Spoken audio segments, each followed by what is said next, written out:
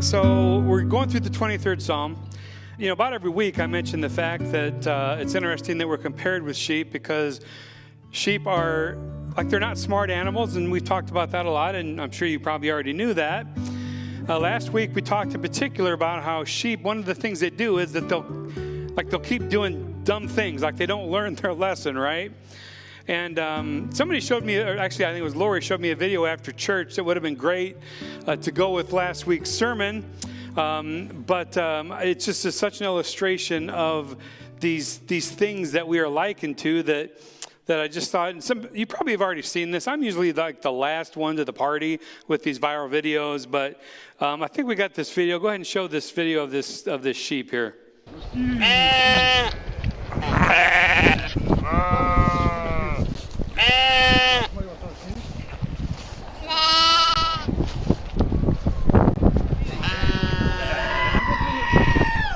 С этой стороны, против солнца.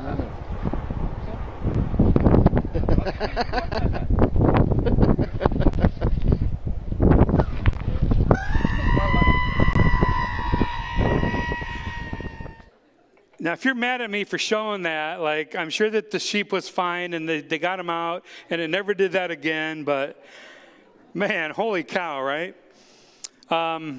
So as we continue on in this, we're going to get to verse 4 today. And 4 or 5 years ago, some of you might remember my wife, Lori, she had the opportunity to sing the national anthem at a Tigers game in front of a whole bunch of people. And then at the Michigan 400, nationally televised, and she would sing the national anthem. And I was so proud of her. And she did a great job. But before both of those times, I was just like, are you sure you don't want to have the words in front of you? Like, what if you blank and what if you mess up?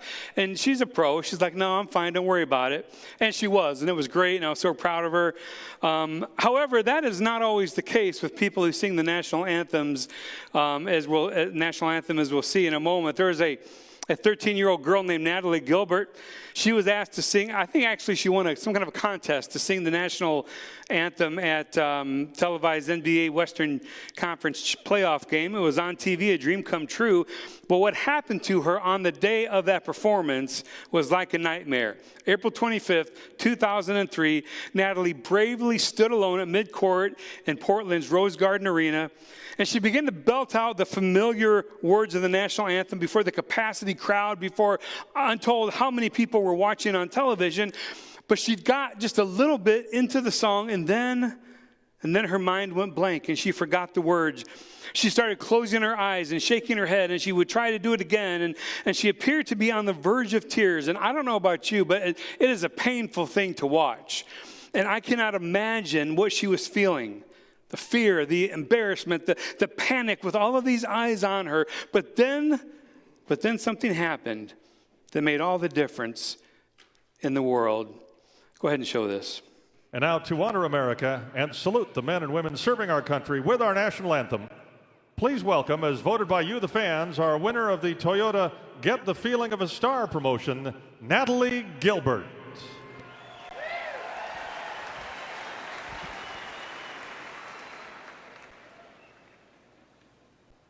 Oh, say, can you see by the dawn's early light what so proudly we hailed at the starlight stars?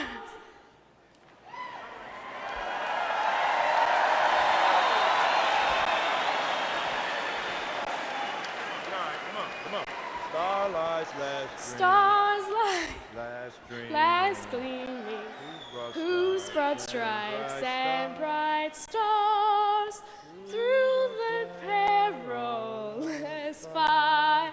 Oh, the ramparts we watched were so gallantly streaming, and the rockets red glare, and the singing air gave proof through the night that our flag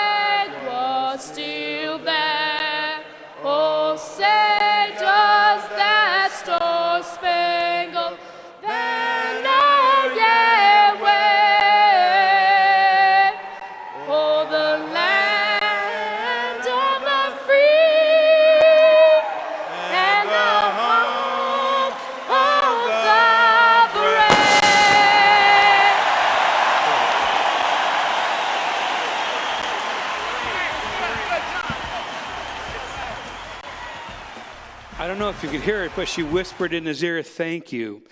So that was Maurice Cheeks, the coach of the Trailblazers, who went up beside her and put his arm around her and started singing that with her. He said later, I didn't even know if I knew all the words, but as many times as I've heard the national anthem, I just went over and continued to sing. He said the words started coming back to me, and I just tried to help her out. Well, as he reminded the girl of the lyrics she'd forgotten, he encouraged the crowd to sing along, and all of a sudden, if you saw her fear gave way to bravery, and they made it all the way to the home of the brave. Her fear had given way to bravery because of the one who stood beside her in that moment of fear. I want you to hang on to that image as we go through the 23rd Psalm, verse 4 today. And so, got, again, a couple different versions of it. The one that I learned and memorized, the old New International Version says, "Even though I walk through the valley of the shadow of death, I will fear no evil, for you are with me." The newer NIV says, "Even though I walk through the darkest valley, I will fear no evil, for you are with me." The New Living Translation, "Even when I walk through the darkest valley, I will not be afraid, for you are close beside me." And then the one for this part that I prefer is called the First Testament Version, and it says, "Even when I walk in a deathly dark ravine, I am not afraid of bad fortune, because you are with me." Now, there are many ways in which death has to be the darkest shadow of all. And the thought of death strikes the greatest fear because it's the one valley that we all must walk through. There are no exemptions. Every single one of us has to, in some way, at some time, walk through that dark valley.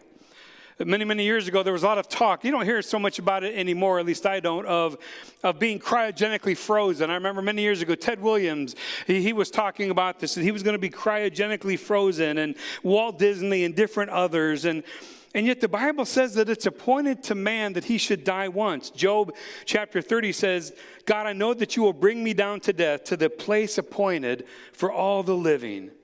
I was listening to one knowledgeable scientist many years ago who said that, like, being cryogenically frozen, not only the cells of the body are irreparably damaged, but the genetic information of the cells is mangled beyond any hope of restoration. So don't listen to people who say it's possible to live forever, either through lots of plastic surgery or some miracle potion or cryogenically being frozen. We all have to walk through that valley. And yet, we're going to talk more about this when we get a couple sermons down, but even though we listen to Psalm 23 and we think of it always in connection usually with funerals, Psalm 23 is not mostly or primarily about the valley of death. The valley of the shadow of death, that's really not what the original Hebrew says. It really literally means the darkest ravine, the deepest, darkest of valleys. And even though death is certainly the last shadowy valley that we all have to pass through, it's certainly not the only one in this life. There are many different valleys, shadowy, dark places that we must walk through in this world. Shepherds in mountainous areas, they would usually keep the sheep at home, and there would be this fenced area where they could graze, and they're fed grain in the wintertime. But then when the snow would start to subside in the high mountains, it's then that the shepherds would take their flocks and begin to move with the snow melt up the mountain. And there they will find fresh pasture land and eventually move up to the timberline. And above the timberline, where there'll be all kinds of pastures that are green and fresh, and the air is clean and the water is clear and the views are spectacular. And they actually say, people who study shepherds also will say that there is an excitement, a visible, palpable excitement in the sheep herd when they're about to go through those gates and go up to a new place. Unfortunately, it's not always, in fact, it's usually not an easy path to the top of that mountain because there are sheer cliffs which the sheep can't climb, and so they have to snake their way up difficult routes through canyons and valleys, and it's the only way that it can be done, but it's also extremely, extremely dangerous. All kinds of problems they can run into, flash floods and predators, risks of falling or dropping off the side of the mountain. But the great thing about it is that while the shepherd may leave the sheep alone to an extent in the pasture in the summertime, they will always go with them when they're making this journey through these dark, dangerous places.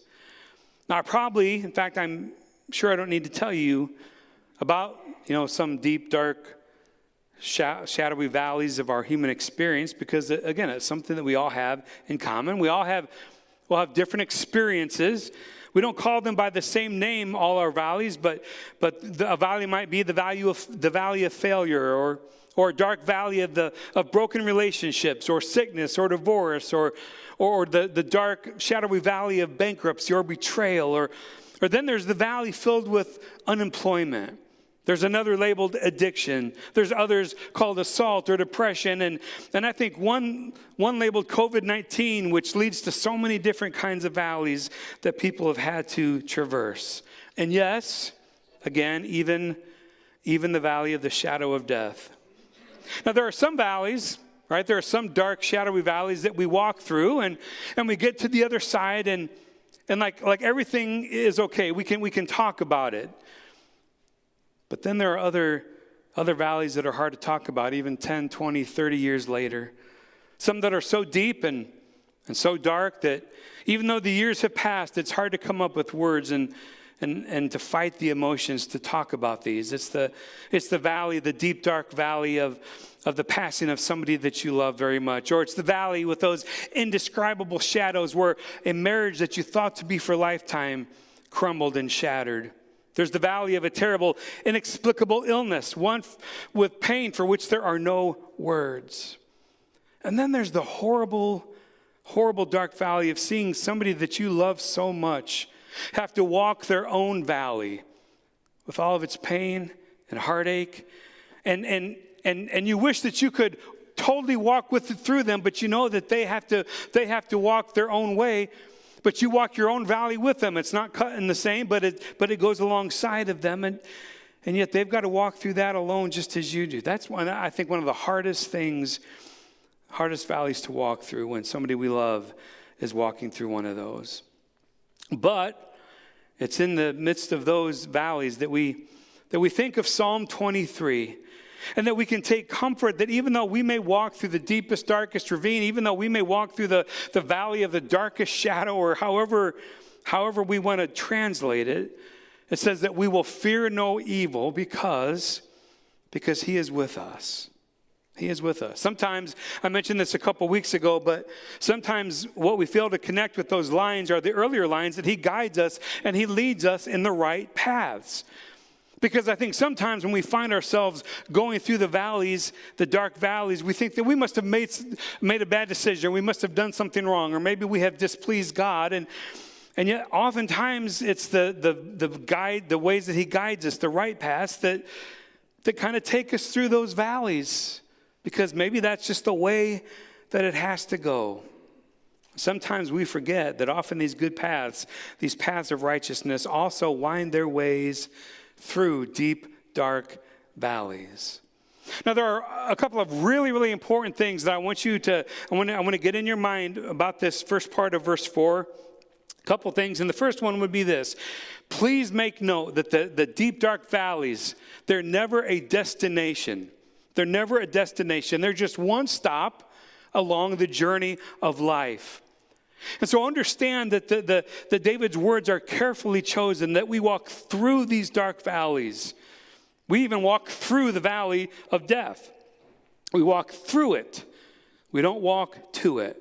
It's not a destination, but it's somewhere that we walk through. There's high ground on the other side, and that is our ultimate destination. And so the intent of the Lord in the experience of so many who have gone before and gone through the valleys, the likes of which I can never even fathom, is that on the other side, like when we walk through it, there's a better place. But the preposition is very important. We walk through the valley, like we don't stay in it. And many of you can probably say, yeah, that's right, because I've been there. I've experienced that for myself. And the truth of it is that people do make it through all kinds of life situations which take us through the valley. But I tell you, it sure can and is scary, really scary along the way. I'll confess to you, this is not a new thing to those of you that know me, that I find fear a rather easy thing to come by. Like, I'm not proud of it, but I do. I kind of identify with one lady whose husband said that his wife ought to be employed by NASA because she can think of every possible thing that could go wrong, right? And like that is me. I have a gift. Is it a gift or calling? I don't know, of finding things that could go wrong. Like one of the things is, like, I'll be over here at church late at night all by myself. And while on Sunday morning with the lights on and the people here and the music playing, it seems like a very cheerful and safe place. At least I hope it does. Let me tell you, late at night alone with all the lights out, especially when I was new here and unfamiliar, like, this church is kind of creepy. Like, it just is. You come over here some night and you try to walk around here, even with a flashlight, although that actually makes it more creepy for some reason. But then, like any church, you start to imagine all the places for the bad people to hide and jump out as you walk through the hallways. You try to get to an exit. They had told me when I came to this church 20 or so years ago, they told me the story, like it's not a tale, it's a true story of a homeless person who figured out how to stay down in the tornado shelter tunnel for several days without being detected. Could have done without that information. Like, I would have been fine, not knowing that. I think it was my first summer here. At the beginning of summer, we had the camp display out for Vacation Bible School, and I think, or something, I don't remember, but we had a mannequin. There was an infamous mannequin that used to hang out and show up at various places around here.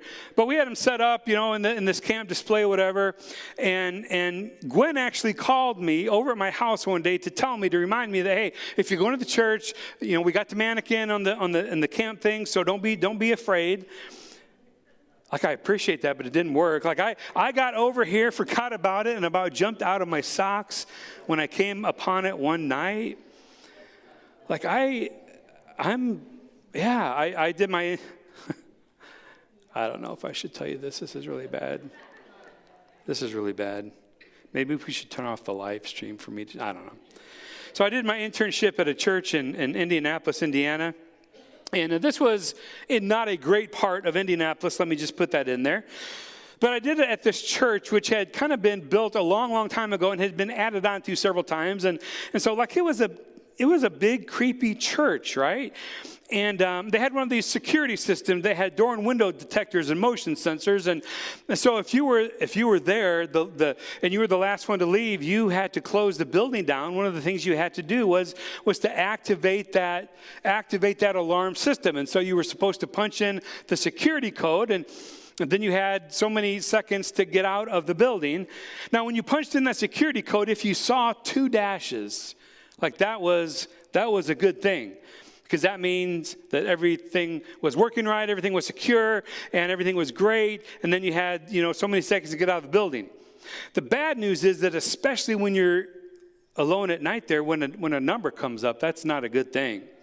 That means that there is a problem that you have the opportunity to then investigate. That somewhere in this massive building that is not secured, there is something going on. And so you then can walk through this dark, creepy building all the way to that door or to that window, which always seems to be the farthest away, and lock it. Worse yet was when there were multiple numbers flashing when you punched in the code, because that meant that there was a motion detector that was sent off, and that means it's not just an unlocked door, but there's somebody in the building. I was there late one night. They had a basketball court, and I was there shooting baskets by myself. And I was getting ready to leave, and this happened. I put in the code, and all of a sudden, everything started flashing and lighting up. And I just got, like, the hair on the back of my neck stood up, and I just froze. I was petrified. I didn't know what to do. So I just left. I just walked out of there. It feels so good to get that off my shoulder. I mean, I thought, what's the worst thing that could happen, right? They'll steal something. We'll just buy another one as opposed to me, having something horrible happen to me. But then, when that happens, then you walk back to your car and you start to see all these things in the shadows. And then you get to your car and you look in the back seat to make sure there's nobody waiting down there to jump out at you, right? And so often in my life, that's kind of a silly example, but there have been so many other times that I forget Like I forget that there's a shepherd there who wants to care for me. Now, there are a lot of reasons that fear strikes in our hearts like that. Sometimes we have these fears because of past experiences. We've been there before. And we know what can happen because maybe something similar has already happened. And we got through the first time, but we don't want a repeat experience. We come through a horrendously difficult experience. We become, I think, oversensitized to little reminders of that experience. And we just get fearful all again when in all likelihood it's not going to happen. If it's not past experience, maybe it's ignorance. And we wonder and we have these panic attacks of all the options that can go wrong and everything that can happen to us. But sometimes it's not just because of past experience. Sometimes the fear of evil isn't just because of ignorance, but we fear evil because, like, there is evil in this world. It's not just a figment of our imagination, but it's reality. And it's not because we're paranoid, it's because we live in a world where bad things do happen to people, even good people. And so I don't know this morning what evils you might fear. It doesn't take long for me anyway to devise a list. Like you can look at the newspapers, watch the news. We inhabit a fallen, sinful world. I think it'd be great, and I wish we could just take a piece of paper and we could just write on this paper all of our fears and then hold it up and look straight into that paper and say, though I walk through the valley of the shadow of death, I will fear no evil. Because God is with me. I will not fear you. It'd be really great if we could be totally void of all the fears that hold us captive in life. But it just doesn't work that way. I never really used to watch it because I just thought it was gross. But you remember many years ago the show Fear Factor? Like back at that time, we had a youth minister who loved to do Fear Factor with the kids. And like my own son at the time, like I don't even tell you what he ate, but it wasn't even right? So, but the whole thing about Fear Factor was you confront your fear. Like whatever it is you're afraid of, usually it was like you eat it. But I don't know. But a lot of times, like you had to be closed into a room with spiders or whatever it might be. But you confront it and you overcome your fear. Of course, sometimes that works, but I think that in the things that really keep us up most of the time at night, the things that we're really, truly afraid of, the things that strike the greatest fear in our hearts, they can't be televised on some reality show because they involve sickness, they involve our kids, they involve financial ruin, they involve all kinds of things that we really can't face until they actually come. And it would be great if we could totally live fearlessly in a world where evils abound. And yet, this little passage in Psalm 23 would tell us that in a very real way, perhaps it is, that we do have a choice in this life if we are believers in Jesus Christ, if we're believers in what His Word tells us, that we have a choice in this life. We can't control what circumstances we always find ourselves in, but we can control our response to them based on our knowledge of the shepherd who has seen us through past valleys. And we believe that He has checked out the valley, that He goes with us, that He goes before us, that He walks beside us, that when we are paralyzed with fear, He reminds us of the words of the Song of David so many years ago, that I will not fear because God is with me. When there's a time when the shepherd is closest to us, I can promise you this, it's in those valleys. It's in those deep, dark valleys that He's promised to take care of us. So really important, remember first of all that we go through the valleys of darkness. And again, we're not just talking here about death, though we do as believers go through that one as well. But we're talking about all these other things that come upon us in life, that we walk through them. The preposition is carefully chosen. We walk through them. We don't walk to them and then just stay there. But the other thing we need to notice is that the pronoun chosen is very important as well. When we get to verse 4 of Psalm 23, a very important shift takes place. If you'll notice, for until now, David the psalmist, he's been talking He's been talking about God. He's been talking about the shepherd. In the third person, the Lord is my shepherd. I will not be in want. He makes me lie down in green pastures. He leads me beside quiet waters. But all of a sudden, we get to verse 4, when it comes to the valley of the shadow of death, all of a sudden, David begins referring to the shepherd in the first person. He quits talking about God and starts talking to God. He says, though I walk through the deepest, darkest valley, I will fear no evil, for you are with me. We cannot miss this point.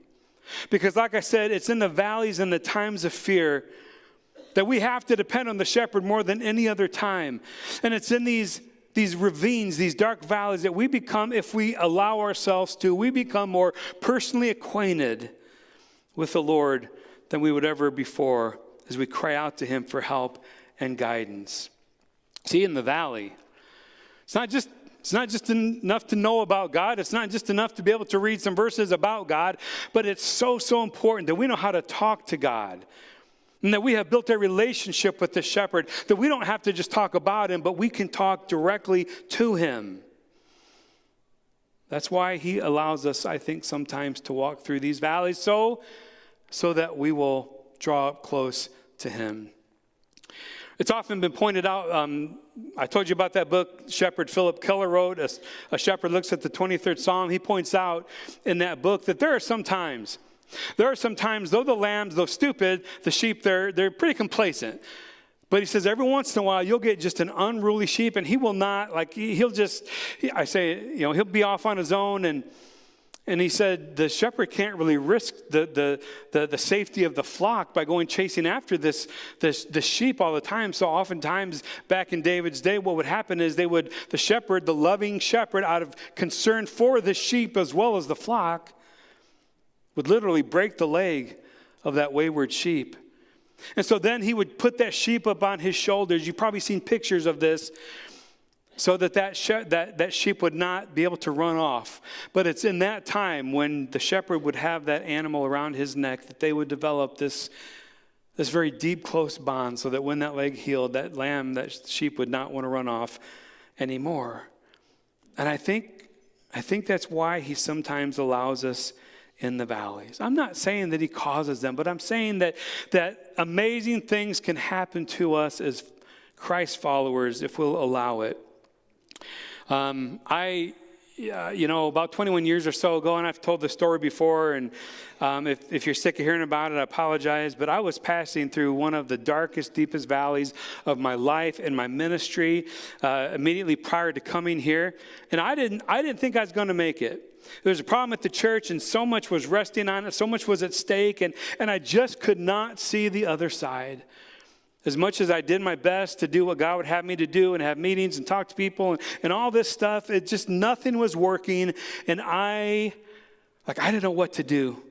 I remember I would just kind of cry on Lori's shoulder and I would just keep saying, I can't do this. I can't make it.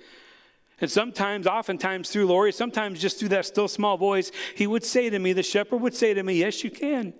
Yes, you can. I'm right here. I'll show you the way. I'll lead you through the valley. But I'm going to tell you, during that time, it didn't feel like I was going through the valley. It felt like I was marching to the valley to die there. And it was like torture during that time. I'll be honest with you. It was like torture to get up and preach about God, because all I wanted to do was talk to God. I wanted to rest in God's presence. I didn't want to talk about God. But during that time, in a very powerful way that I now can't even explain, one day he led me to a passage of scripture that I had probably read many times before, but now it just resonated, and I clung to this scripture as a frightened sheep to his shepherd. And it's a couple chapters after Psalm 23 and Psalm 27, when David would write, I am still confident of this, that I will see the goodness of the Lord in the land of the living. Wait for the Lord, be strong and take heart, and wait for the Lord. I read that passage. I was at a park praying. I read that passage, and immediately after I read that passage and it kind of resonated with me, this song came on the radio. I don't know the name of the song. I don't know who sang the song. I have tried to find the song. I don't even know if it's a song, but something came on my radio. I kid you not, that talked about waiting on God, being strong, take heart. And I was like, okay, all right. There's a lot of waiting, isn't there? A lot of waiting in the valleys, but having passed through and seen God's faithfulness, my shepherd, I can tell you that today I was glad for that valley. You see, if it weren't for that valley, there were other valleys that I don't know that I'd have made it through those. But yet God said, hey, we're gonna, like, you hang on, because we're gonna walk through this thing. And he hangs on. Even honestly, when I felt like letting go, I was done. He was hanging on.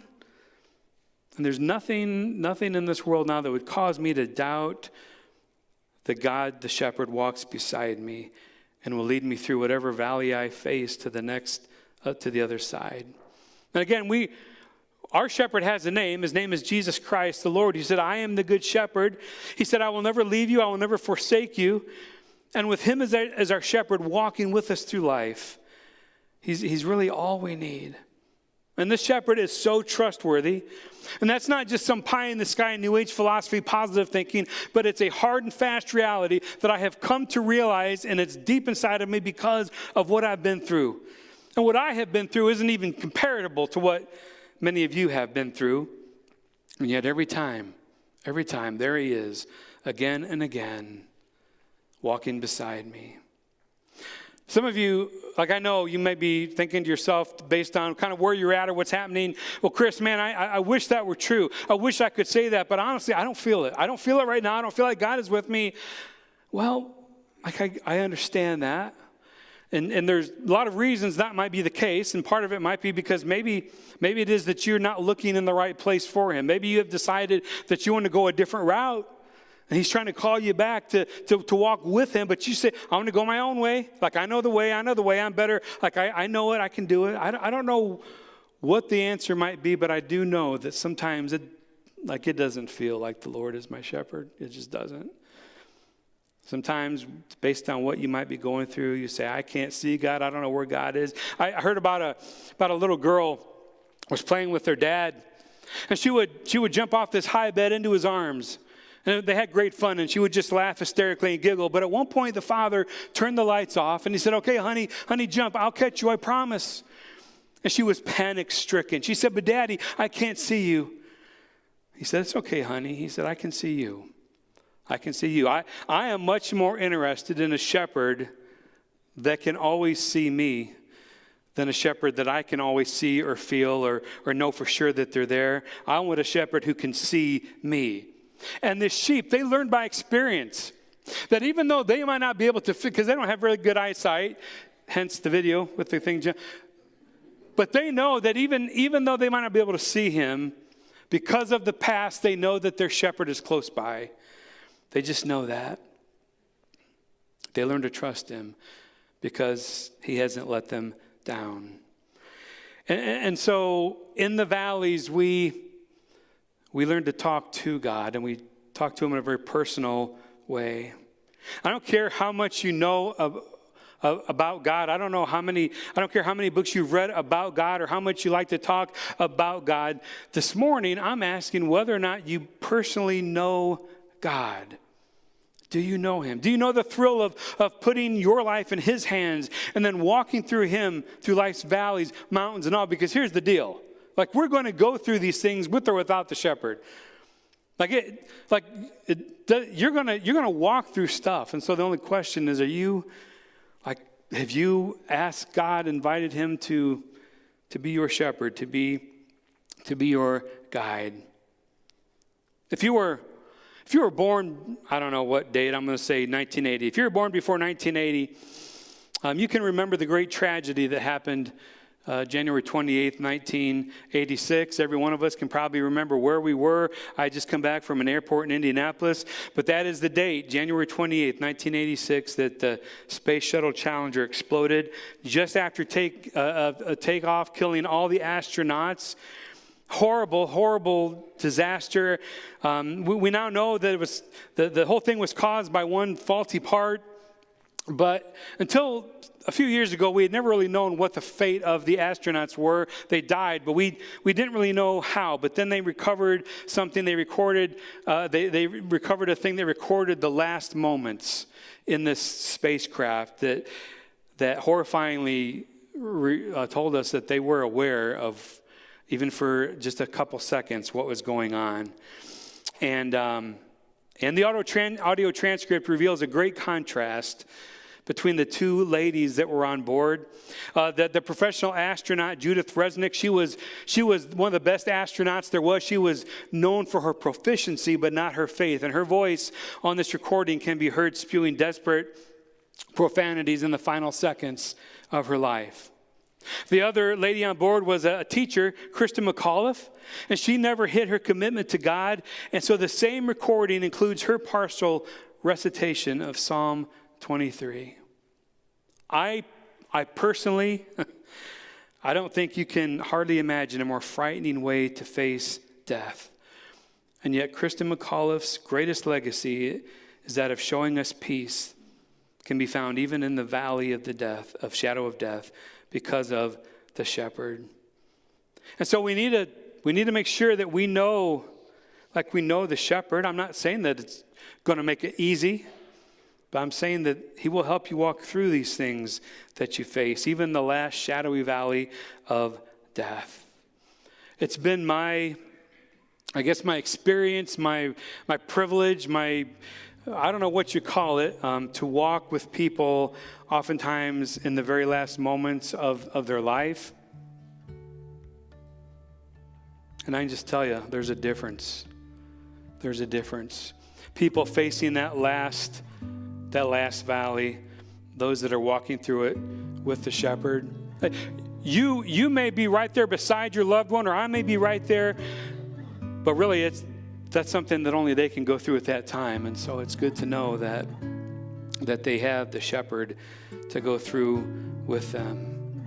I think that's one of the worst things that's happened with this COVID thing, is that so many people have had to face that valley. If they're lucky, maybe they've had a medical person by them, near them, but so many without family members, without loved ones. And it makes your heart hurt when you think of that.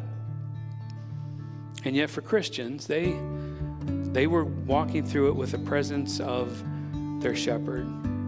And so all I'm saying is that when you walk through deep and dark valleys, make sure that the Lord is your shepherd. Make sure that you are one of his sheep. Make sure that you have claimed him as your shepherd, and that you are walking with him to the best of your ability in a faithful, loving relationship. And as Mark said earlier, we thank him so much for his grace. But when we walk with him, like he accepts us if we're his. When we do that, when we face these times with the presence of the shepherd, we truly do not need to fear, because he is with us.